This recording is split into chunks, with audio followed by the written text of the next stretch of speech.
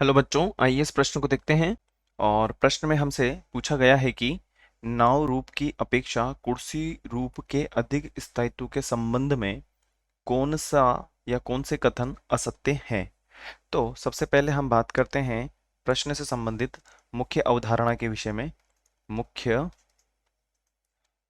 अवधारणा जो कि संबंधित होगी हमारे प्रश्न के नाव रूप एवं कुर्सी रूप में तुलना। कुर्सी रूप में तुलना। अब हम बात करते हैं साइक्लोहेक्सेन का जो समरूपण होता है, तो हम यहाँ पर लिख सकते हैं कि, या हम इसको संरचना के माध्यम से भी समझते हैं। साइक्लोहेक्सेन का कुर्सी समरूपण या समरूप नौका समरूप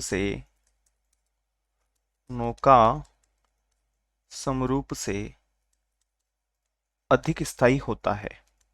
अधिक स्थायी होता है क्योंकि कुर्सी समरूप की अगर हम बात करें, कुर्सी समरूप अगर हम बात करें तो विकृत से मुक्त होता है तथा इसमें विपरीत कोने या कॉर्नर, विपरीत कॉर्नर जो होते हैं, अर्थात हम एक तरीके से कह सकते हैं कि विपरीत कॉर्नर के कार्बन C1 और विपरीत कॉर्नर के कार्बन, और ये कार्बन कौन कौन से होंगे हमारे पास में? एक तो होता है हमारे पास में C1 और एक होता है हमारे पास में C4। अब अगर हम बात करें पर उपस्थित हाइड्रोजन बंध जो होते हैं या हाइड्रोजन परमाणु की यदि हम बात करें, जो उसके साथ में बंध बना करके जुड़े हुए होते हैं, हाइड्रोजन परमाणुओं के मध्य दूरी अधिकतम होती है।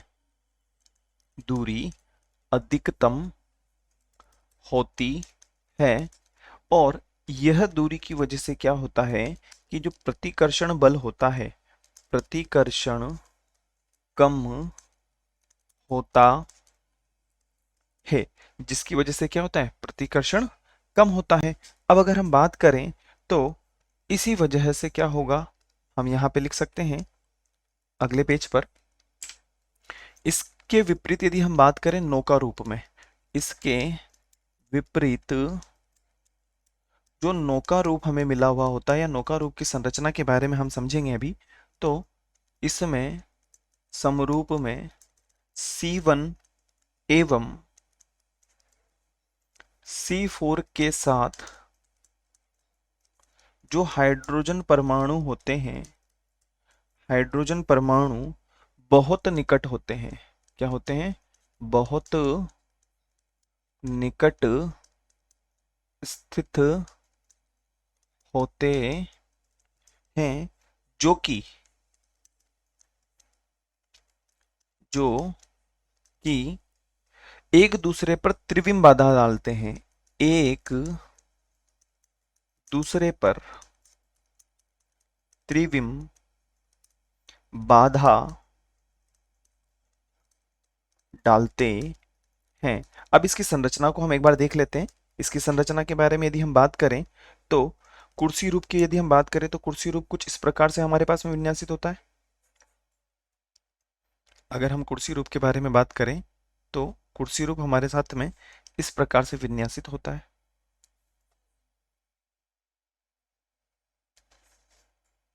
यहाँ पे हम इसको थोड़ा सा बड़ा बना देते हैं। देखिए, ये थोड़ा सा यहाँ पे इस प्रकार से बड़ा बना करके इसको हम इस प्रकार से विन्यासित करते हैं। और अब हम जो हाइड्रोजन परमाणु के बारे में बात करें तो यहाँ पर हाइड्रोजन परमाणु होंगे, यहाँ पर भी हाइड्रोजन होगा, यहाँ पर भी हाइड्रोजन होगा, यहाँ पर भी होगा, यहाँ पर भी होगा, और यहाँ पर भी होगा, और यहाँ पर भी होगा।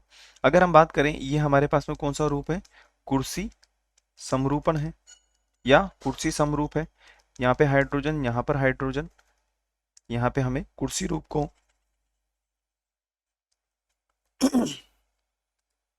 अगर हम बात करें कुर्सी रूप के बारे में, तो यहाँ पे हाइड्रोजन, यहाँ पर भी हाइड्रोजन, यहाँ पर भी हाइड्रोजन, यहाँ पर भी hydrogen, hydrogen hydrogen hydrogen hydrogen, और इस प्रकार से हम यहाँ पर इसको विन्यासित कर देते हैं।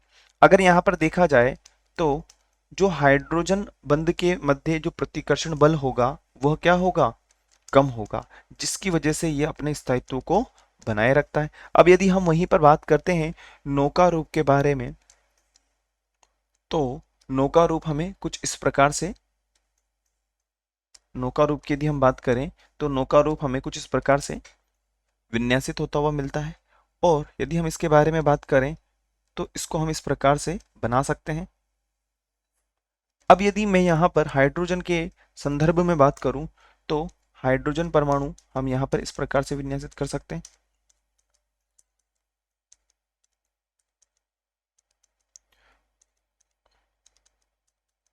और यदि हम यहाँ पर इस प्रकार से विन्यासित करना चाहें तो यह हाइड्रोजन परमाणु यहाँ पर इस प्रकार से हमें मिल जाएंगे। और ये होता है हमारे पास में नौका समरूपण या नौका समरूप। अब यदि हम यहाँ पर बात करें तो यहाँ पर हाइड्रोजन के मध्य क्या हो रहा है? यहाँ पर हाइड्रोजन के मध्य अगर देखा जाए तो प्रतिकर्षण बल अधिक व्याप्त हो रहा है, जिसकी वजह से ये क्या होगा? यह कम स्थायी होगा। अगर हम यहाँ पर समझना चाहें तो हम लिख सकते हैं कि जो नौका रूप है, जो नौका रूप है, इस नौका रूप की यदि हम बात करें तो हम लिख सकते हैं कि निकटवर्ती निकटवर्ती कार्बन के जो सभी कार्बन हाइड्रोजन बंध हैं, वो क्या होते हैं? स्क्यू स्थिति में होते हैं। क्या होते हैं? स्क्यू स्थिति में होते हैं, जो कि पूर्ण रूप से सत्य है। अगर हम बात करें नौका समरूपण में, तो देखिए नौका समरूपण में हमें पता है और हमने यहाँ पे समझा है कि इसके विपरीत जो नौका समरूपण होता है उसमें C1 एवं C4 के मध्य जो हाइड्रोजन बंध है वो क्या होता है? वह बहुत निकट स्थित होता है, जिसकी वजह से अगर हम बात करें तो यहाँ पर दो हम लिख सकते हैं कि जिसकी वजह से, क्योंकि C1 और C4 हैं तो दो ग्रसित अंतः क्रिया होती है, दो ग्रसित अंतः क्रिया होती है। अब अगर हम बात करें अब, तो हम लिख सकते हैं कि जो नौका समरूपण है, अगर नौका समरूपण के बारे में बात करें तो यहाँ पर त्रिविम बाधा डालते हैं कि नहीं डालते हैं? देखिए हमने यहाँ पे लिखा हुआ है कि इसमें क्या होता है? त्रिविम बाधा भी डलती है। तो हम लिख सकते हैं कि त्रिविम बाधा हमें यहाँ पे दिखाई देती है। त्रिविम बाधा दिखाई देती है। और अंत में यदि हम बात करें तो यहाँ पर ग्रसित अंतः समरूपण जो होता है वो नहीं दिखाई देता है। तो हम बात करेंगे जो विकल्प हमें दिया हुआ है वह उसके संदर्भ में। देखिए पहला विकल्प है हमारे पास में कुर्सी समरूपण में निकटवर्ती कार्बनों के C और H अर्थात कार्बन हाइड्रोजन बंध में स्क्यू स्थिति में होते हैं। बिल्कुल सही बात है, स्क्यू स्थिति में है तभी तो वो किस रूप में है? स्थायित्व के रूप में है। अगर हम बात करें नौका समरूपण में 4 स्क्यू और 2 ग्रसित होते हैं, बिल्कुल सही बात है। अगर हम बात करें नौका समरूपण में 2 ध्रुवों के मध्य क्या होती है? त्रिविम बाधा डलती है, बिल्कुल सही बात है, हमने यहाँ पे इसको बात को समझ लिया है। परंतु यहाँ पे दिया हुआ है डी में नौका समरूपण में 3 स्क्यू तथा 3 ग्रसित अंतः क्रिया उपस्थित होती है, जो कि पूर्ण रूप से असत्य है। यही हमारा प्रश्न का उत्तर होगा, क्योंकि प्रश्न में हमें पूछा गया है जो गलत है, जो असत्य है, उसको हमें उसका मूल्यांकन हमें करना है। हम कह सकते हैं कि अतः विकल्प डी हमारे प्रश्न की मुख्य अवधारणा की अनुपालना नहीं करता है, अतः यह कैसा विकल्प हो जाएगा? असत्य विकल्प हो जाएगा। और यही हमारे प्रश्न का वांछित उत्तर होगा। आशा है आप इसे अच्छी तरह समझ गए होंगे। धन्यवाद।